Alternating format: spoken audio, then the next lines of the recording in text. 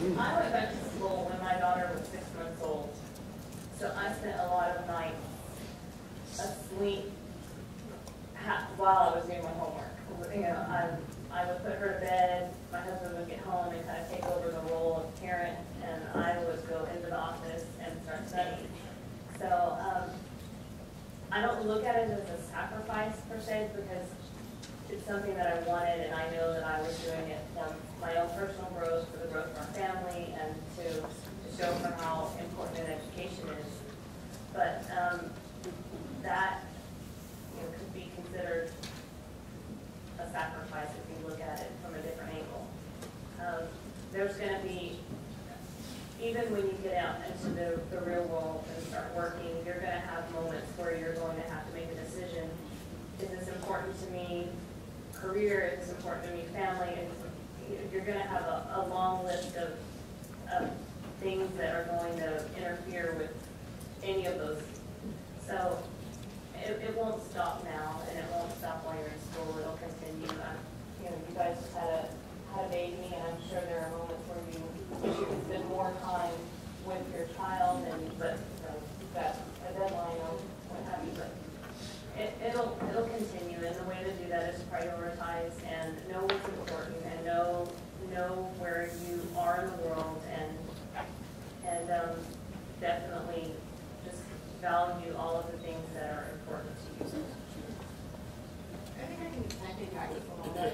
You know, she said that I just had a baby, so we had a baby in June. We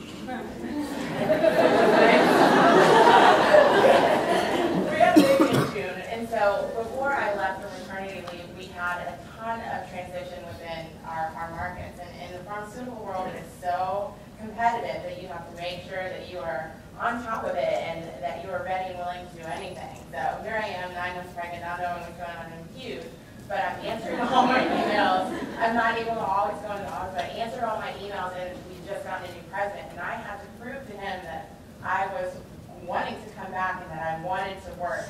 So one of the sacrifices I made, that even while I was in labor, I was answering emails. I wouldn't say do that, but what it did show to him was that I was willing to work, and that, you know, you don't know me from anybody, but I'm a hustler and I want to be here. So it was a big sacrifice, but when I came back, I didn't have to prove to him that, you know, that I was a hard worker or that I deserved my job when they were doing cuts.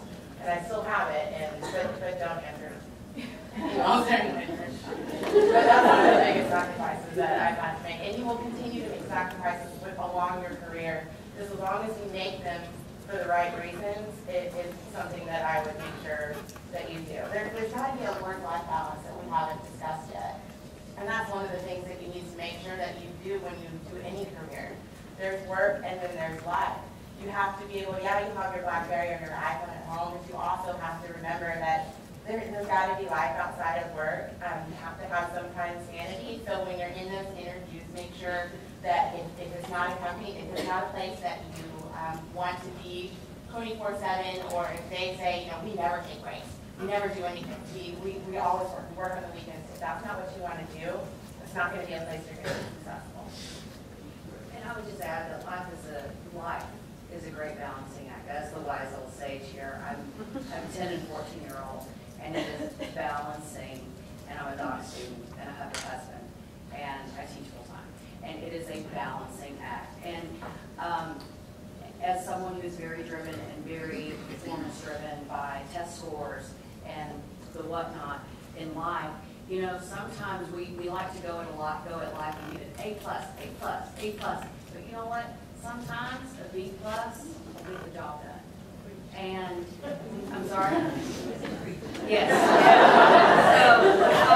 So you know, and that's true, because and there are times when the house doesn't look like the way I want it to, or this or this or this. But you know what? This will work, because right now, for me, balancing my family is my priority. And I would also add, no matter what career you choose, of course, you can always get them at Staples with the nice little plastic folders, you know.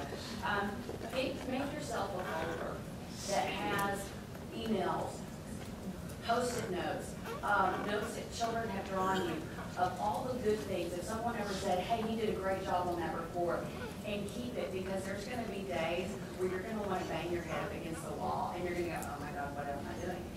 But keep that, because you will go back on those folders, and you'll look at the notes when somebody says, hey, you did a really great job, and keep that, because that will keep you sane, and that will go, okay, tomorrow's a new day, I can do this. And if a boss recognizes you for something well done, or a family writes you a note because you were so good working with their loved one, that's just, it keeps the inspiration, and it helps feed your passion. Especially on the days when you've had a horrible day, you'll appreciate, and you'll remember why you chose what you did in the first place.